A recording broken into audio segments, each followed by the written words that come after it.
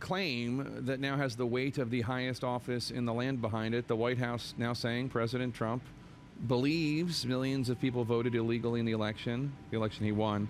Of course, there's no evidence for this belief. It's based on nothing. It's not true. There is no evidence that 3 to 5 million people voted illegally. None. So let's talk about it with our political panel. We have with us Kristen Soltis Anderson and Ruth Marcus.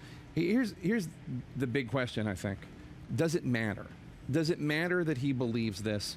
And I'll start with you, Ruth, in terms of like whether or not it matters to our democracy, and then I want to ask you about the politics of it. Well, so I think the answer to the question, does it matter, depends on to whom. I think it does matter broadly to our democracy because he's simple for a number of reasons. First of all, he's simply saying something that's demonstrably untrue, that calls into question his assessment of other facts. It calls into question his personality and his resilience. And it calls into question the kind of foundations of our democracy. But it doesn't matter. There's certainly a set of voters to whom it doesn't matter, the people who wouldn't care if he shot somebody on Fifth Avenue. There are a lot of people. To quote him. The people who share his beliefs. But I think there's a bunch of people out there who want to think best of their new president, who want to feel reassured. And I think for them, and Kristen can answer this and assess this better than I can, it's fundamentally unreassuring. It's destabilizing. Do the politics of this matter? The fact that senators and members of Congress are now going to be asked by reporters, what do you think? What do you think? It's already happening. And I haven't heard one person say, yes, of course, 3 to 5 million people voted illegally, because, again, it's not true. But does it matter politically? Is it going to hurt Republicans? Is it going to hurt Donald Trump in his ability to get his agenda through Congress? Well, they'd probably rather be talking about something else, right? They'd rather be talking about what they're going to do with the Affordable Care Act than talking about how many people rode the Metro on Inauguration Day. They'd rather be talking about what they're going to do in tax reform than talking about whether or not illegal ballots were cast in this election. So it's a distraction, I think, from some of the things that congressional Republicans would like to drive on their message. But I think that the other problem is that it continues to erode this trust. I mean, you do have about a third of people who I would assume hear this claim, and maybe the 3 to 5 million doesn't matter to them, but they think, look, there's probably voter fraud in this country, and good for Donald Trump for standing up to the media and saying so. And then you've got a third of the country that says, there's absolutely no way this is the case. Donald Trump is terrible. And I think the problem is, to Ruth's point, you've got this part in the middle that they want to think well of the president. Maybe they think voter fraud happens, but why is he talking about this? And why is he saying it in such an extreme way? And he won, and shouldn't he get over it? And I think that's what I think is the struggle for the politics of this, is why go there? Why go there and insist that it's 3 to 5 million? I think that's where he's really gone astray on this. And people always say, well, look, you can't argue with it. He won. And it's true, he won. But he lost the popular vote, and he's the least popular U.S. president at this point in his presidency. I don't doubt that he... Only if you believe the rigged polls. I don't doubt that he can get more popular, but and that he will, but he's unpopular now. And could this have an effect in keeping his numbers down?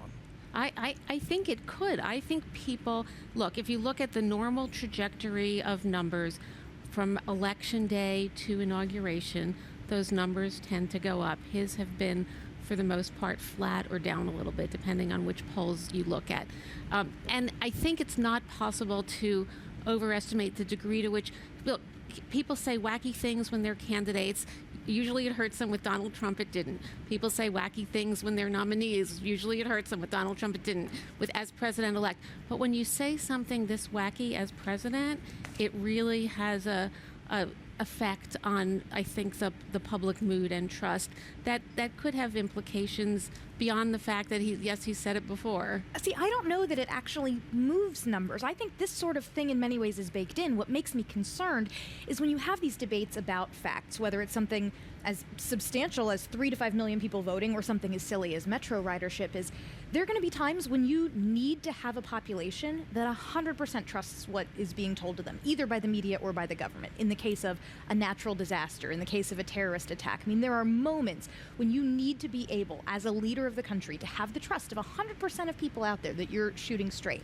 And I think when these things, whether there's something little or something that's now bigger with this voter fraud claim, what really concerns me is that you now have most Americans who either don't believe the president or don't believe the media, and that just it creates a very scary and just assuming you're totally correct that it won't move numbers, that's not a good situation for the new president, right? He wants his numbers to improve, as Jake held out that possibility. You don't think it's possible? I think that there totally were ways for him to come into office and accept the reality of that there are a lot of Americans who are unsettled by his election, to say what he said on election night about binding the wounds of division, to reach out to them, to recognize his role in bringing the country together and unifying them. And I think that he's done pretty much anything but through the course of the transition and now in his beginning days as president. I think it may be too soon to tell, though. I think that a lot of this is going to be about actions, not words. I think it's going to be about whether or not people feel like, has their health care gotten better? Do they feel like they have better job prospects? I think these are the things that most people are going to judge Donald Trump on, and it's too early to say. And I think that's a totally fair point, and there have been things that haven't happened that I think are quite interesting. For example, the decision not to reverse the President Obama's order on the Dreamers. That is actually, it's an absence of action, but it's a unifying absence of action in the sense that that would be might be popular with his base, but those are among the most sympathetic people that you can imagine. They were here through no fault of their own. They grew up as Americans. So I think there are actions or absence of actions that could be helpful. I think those will be more important in the long run. I'm just arguing that these words aren't helpful. It is true, though, I will say, that the first crack in the Republicans came today with Lindsey Graham criticizing President Trump on this, because the Republicans have pretty much been in lockstep, going along with Rex Tillerson, even though Graham, Rubio, and McCain all had serious reservations. Not saying anything about this specific trade deal that overwhelmingly Republicans supported. They've been going along with Donald Trump.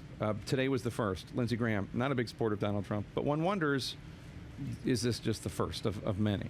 Well, my assumption is that for the first month or so, you're going to see congressional Republicans trying their very best to be as supportive as they possibly can of the president on policy issues, to let him try to govern, to give him a chance, so that if things go south, he can't immediately say, well, those congressional Republicans stopped me from day one. So I think he has a little bit of latitude. But I think on things like, for instance, this claim of 3 to 5 million people voting fraudulently, I think those are the sorts of things where you'll see a little more comfort from congressional Republicans to break away. Kristen and Ruth, thank you so much. Great conversation. Appreciate it.